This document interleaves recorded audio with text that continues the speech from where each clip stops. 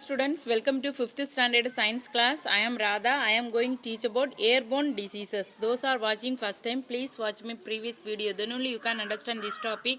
Let us start the lesson. Airborne diseases means what?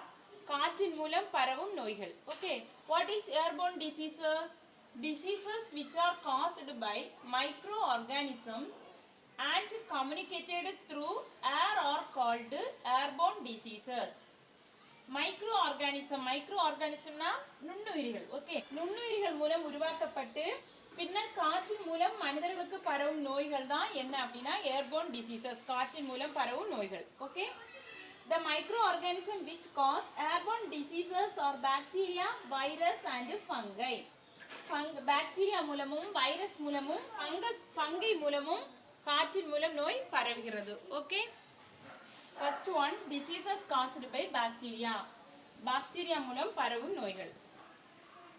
diphtheria, whooping cough and tuberculosis are some of the common airborne diseases caused by bacteria. Okay, first one, diphtheria. Diphtheria means what?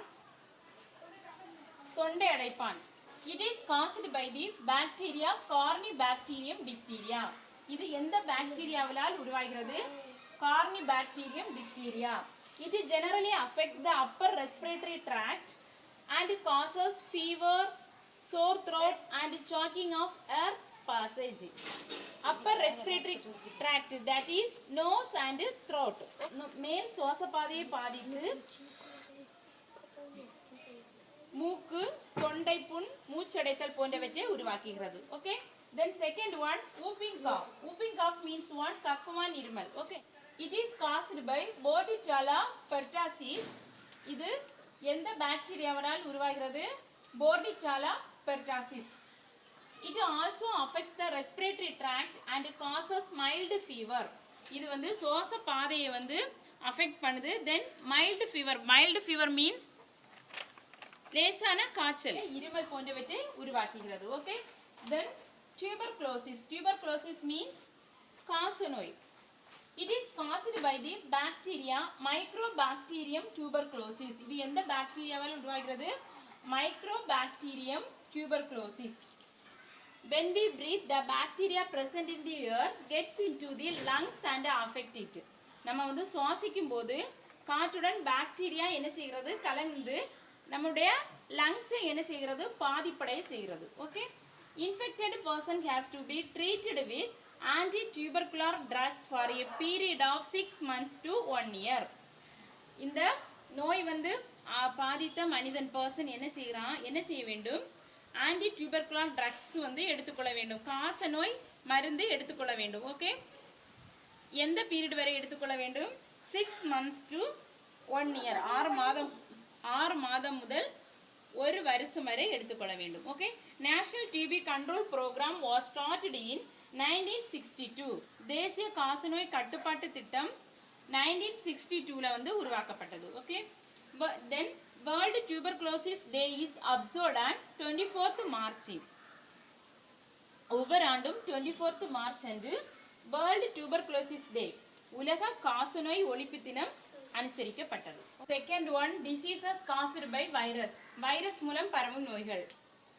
Common cold, influenza, measles, mumps and chicken pox are some of the diseases caused by virus. Okay, first one, common cold. Common cold means சாதாரண சளி. Common cold is an infectious disease. Infectious disease means தொற்றக்கூடிய நோய். Okay, which affects the upper respiratory system like nose and throat and it is easily spread. இது வந்து upper respiratory system means மேல் சுவாச மண்டலம். Okay, that is nose and throat. Okay, nose and throat, மூக்கு மற்றும் தொண்டைக்கு ஈஸியாக பரவுகிறது. Symptoms of common cold include cough, painful throat, running nose and sometimes fever. இதோட அறிகுறிகள் என்ன அப்படின்னா common cold சாதாரண சளி, then cough இருமல், painful throat தொண்டை வலி, running nose மூக்கொழுகுதல், sometimes fever. Okay, Though many viruses can cause this, it is generally caused by rhinovirus. பொதுவா common cold எந்த வைரஸ்னால் உருவாகிறது? Rhinovirus. Then second one, influenza. Influenza means குளிர் காய்ச்சல் or flu. Influenza is commonly found during childhood. காமனா influenza வந்து influenza disease வந்து யாரிடம் காணப்படுகிறதுனா childhood. ஓகே, குழந்தைகளிடம் காணப்படுகிறது. It is caused by the virus myxovirus. எந்த வைரஸ்னால் உருவாகிறது? Myxovirus. Then third one, mumps. Mumps means அம்மைக்கட்டு. It is caused by myxovirus parotidiis. இது எந்த வைரஸ்னால் தோன்றுகிறது? myxovirus parotidiis. Okay. Then chickenpox. Chickenpox means தட்டம்மை. It is common among children but adults also may get it. Okay. பொதுவாக குழந்தைகளுக்கு வரக்கூடிய நோய், ஆனா பெரியவங்களுக்கு என்ன செய்கிறது? வருகிறது. Affected people will have blisters or spots in the body and face along with fever. உடல் மற்றும் முகத்தில் வந்து பெரிய பெரிய கொப்புளங்கள், blisters, கொப்புளங்கள் தோன்றி ஃபீவரும் வருகிறது. Okay, those blisters with fluid will drain but sometimes it may leave scars. கொப்புளங்கள்ல வந்து fluid ஒரு செய்யும், வற்றி போகும். ஓகே, வற்றினாலும் sometimes என்ன வருகிறது? scars, அதிலிருந்து தழும்பு போல் மாறுகிறது. Okay, chickenpox is caused by varicella zoster virus. Okay, then measles. Measles means மணல்வாரி அம்மை. Measles is caused by rubeola virus and it is easily caught by people from other infected people. இந்த நோய் ஒருவரிடமிருந்து மற்றவருக்கு ஈஸியாக என்ன செய்கிறது? ஸ்ப்ரெட் ஆகுது, பரவுகிறது. Prevention of airborne diseases. Avoid close contact with people who have active symptoms of disease.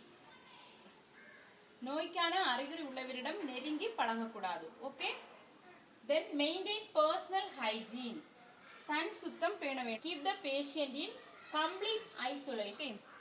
நோய்வாய்ப்பட்டவரை முற்றிலும் தனிமைப்படுத்தி வைக்க வேண்டும்.